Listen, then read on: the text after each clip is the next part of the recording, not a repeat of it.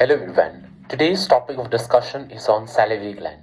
So today I'll be talking about the salivary gland neoplasia, okay, and salivary gland disorders like silodenitis and silolithiasis. So before starting with the content proper, I would like to give you a brief account of what I will be talking today.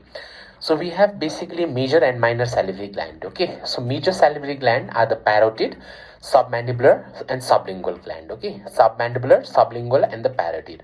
Parotid is one of the most important gland. Okay, it is one of the most important gland. It is located over here, and the duct of parotid is known as Stensen's duct. It is known as Stensen's duct. Okay. And the next one is the submandibular gland. Submandibular is a mixed gland, okay, and sublingual, sublingual, it is actually a mucinous glands. Okay, so how can you remember that submandibular gland is a mixed gland and this one and that one? This I'll be talking today. So we are going to learn about salivary glands. Okay, so we are going to learn about salivary glands today, and what we need to understand in salivary glands, that is, we have parotid gland and we have we have submucosal gland and sublingual. Okay, so remember that parotid gland, it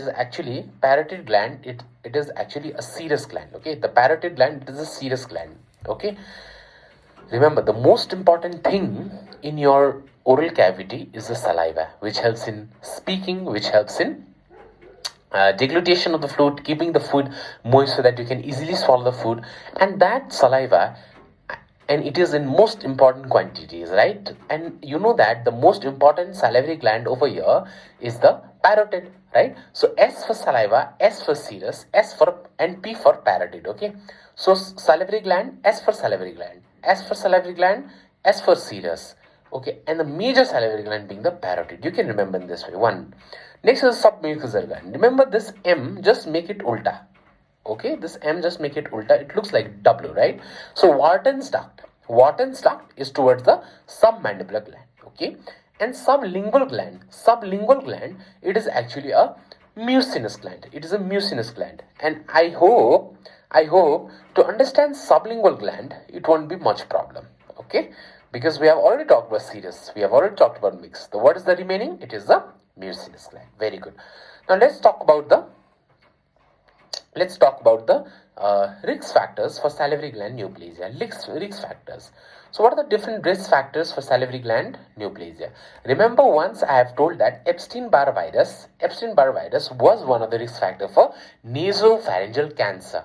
Okay, nasopharyngeal cancer in your ENT.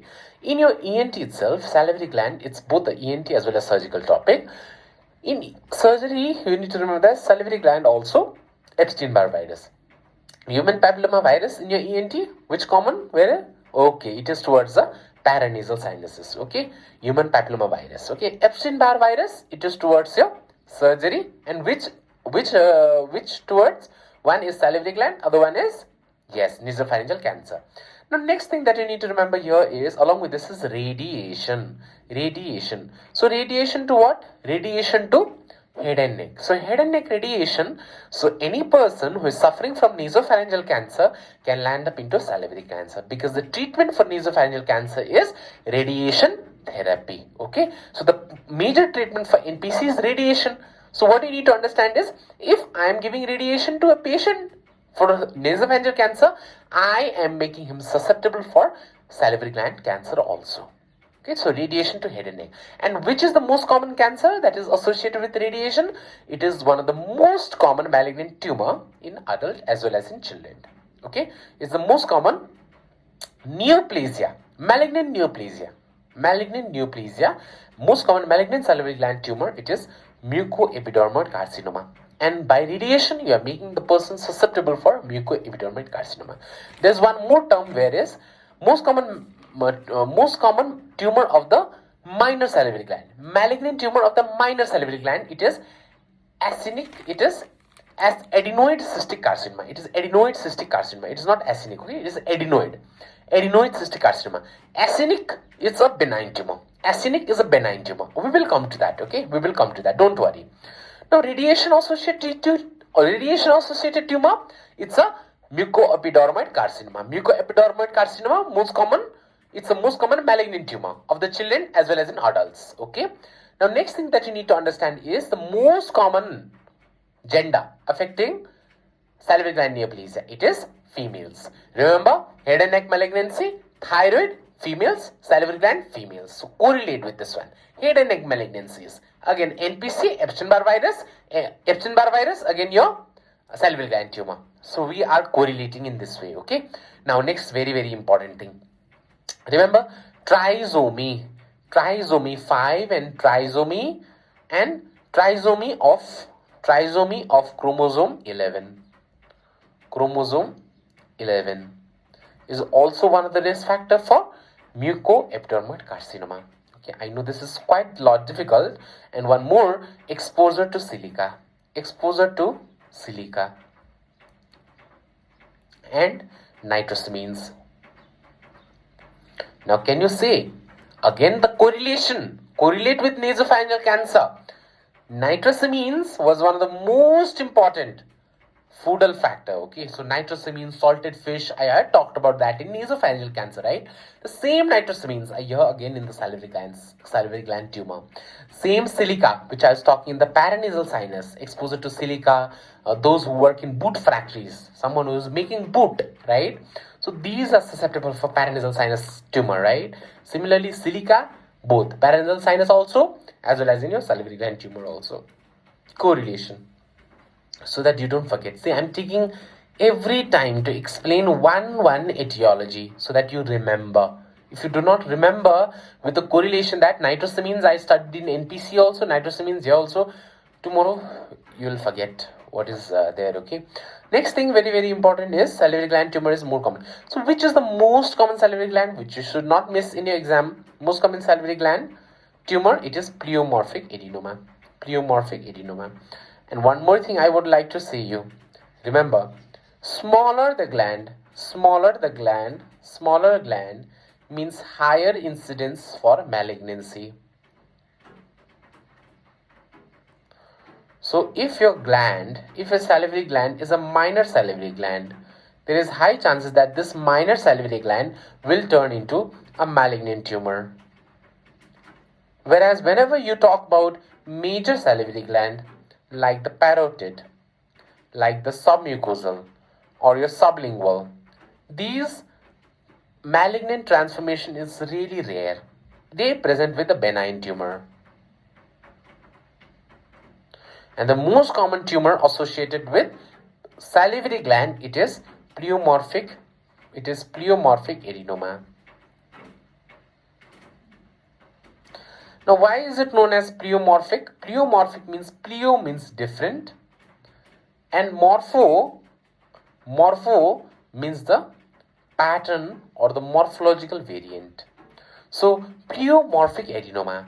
Pleo means different pattern, like and morpho means a different morphology. So it has two morphology. One is the epithelial, other one is the mesenchymal. So mesenchymal basically means towards the cartilaginous side, and epithelial basically means your epithelial cells. So these epithelial component, they are arranged in sheets and tubules like this, like tubules or sheets in this way, in a pattern. And mesenchymal tumor is towards the stroma. Remember, pleomorphic adenoma, it has like this kind of papillary projections. Okay, it has a papillary projection, even though it's a well encapsulated benign tumor. But it has pseudopodia-like growth. That is why enucleation is contraindicated. Enucleation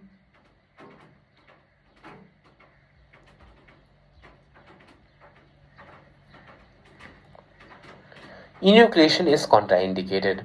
You need to remember one thing, that whenever you talk about pleomorphic adenoma, if there is pleomorphic adenoma of the parotid gland, remember that there is some, extra amount of section which should be cut because there's pseudopodia-like growth.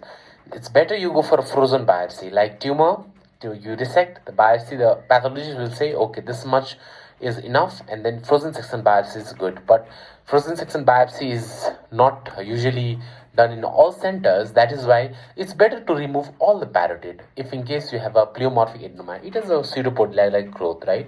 So enucleation is contraindicated. And remember, it depends. Like suppose if only a superficial lobe of the parotid is involved, then you can go for superficial lobectomy. If in case a superficial lobe as well as the deep lobe is involved, you can go for superficial as well as deep lobe parotidectomy, and you have to preserve the facial nerve. You know one thing, that the facial nerve, it runs in between the superficial and the deep lobe of the parotid. Okay, the superficial and the deep lobe. And the most common site for location of pleomorphic adenoma is the superficial parotid gland. The superficial parotid gland. Okay, very good. Now let's talk about how does the tumor look like. The tumor is like this. Suppose this is your tumor. Okay, so there's a bluish translucent choroid, chondroid. We have been learning ophthalmology, and then this choroid comes into my mind. It is chondroid. Chondroid means towards the mesenchymal component. And it's also important to make a growth which is grayish. So grayish, white and blue type of gross appearance is seen in the case of pleomorphic adenoma. Now let's add on to this topic. Remember, pleomorphic adenoma, it lies in front, below and behind the air lobule. Okay, so it lies in front, below and behind the air lobule in this way, and it pushes the air lobule in front like this. So it might be like this. The tumor presentation might be like this.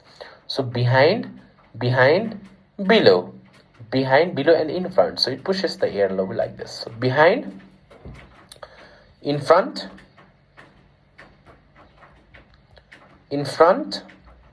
below and behind the air lobule, and that pushes the air lobule upward. Okay, so dumbbell tumor. So what is dumbbell tumor? Pleomorphic adenoma involving the deep lobe. If it involves the deep lobe, so this is a superficial lobe, this is a deep lobe, and remember, there's a facial nerve that is in between. So there's a superficial lobe and there's a deep lobe. So this superficial lobe and deep lobe is like this, isn't it? So what happens is, this is a pleomorphic adenoma involving the deep lobe. Now if it goes towards the facial pillars and the tonsils, you might be seeing this tumble shaped mass, and you might be seeing that the tonsil is moved towards the midline. Remember that deep lobe involvement, dumbbell shaped tumor. Okay, and if in case it involves this area and tonsil is moved towards the midline, you do not confuse with parafollicular. You must differentiate it between parapharyngeal abscess, number one. Number two is peritonsillar abscess. Okay, peritonsillar abscess or quinsy. In peritonsillar abscess and quinsy also, the tonsil is moved towards the midline. But there is a history of tonsillitis, sore throat. Here there is no history of sore throat. There might not be a history of sore throat. There might be a history of certain pain, a certain discomfort. Okay, so you have to differentiate it. Okay, so this is one of the differentials also. Next thing that you need to remember, it's a round encapsulated tumor, I told you. But this capsule is a false capsule. So why is this capsule a false capsule? Because it is surrounded by mucopolysaccharide stroma. I told you that over here there was a chondroid. This was a chondroid. Mucopolysaccharides, glycosaminoglycans, collagen, these all are the component of the mesenchymal component. So the surrounding stroma, whenever there's a mass and then there's a surrounding area, the surrounding area is formed by the mucopolysaccharide stroma.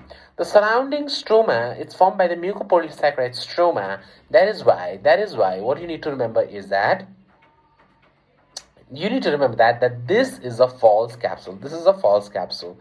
Now let's talk about other features. So for the investigation of choice, the investigation of choice is FNAC.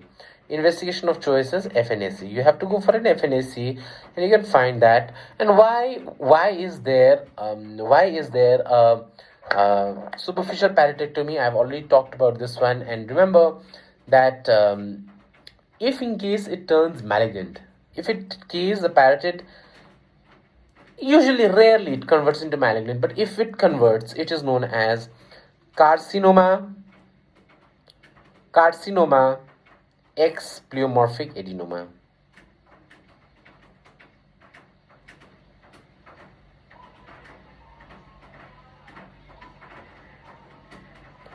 So we just completed till here, and we'll start in the next slide.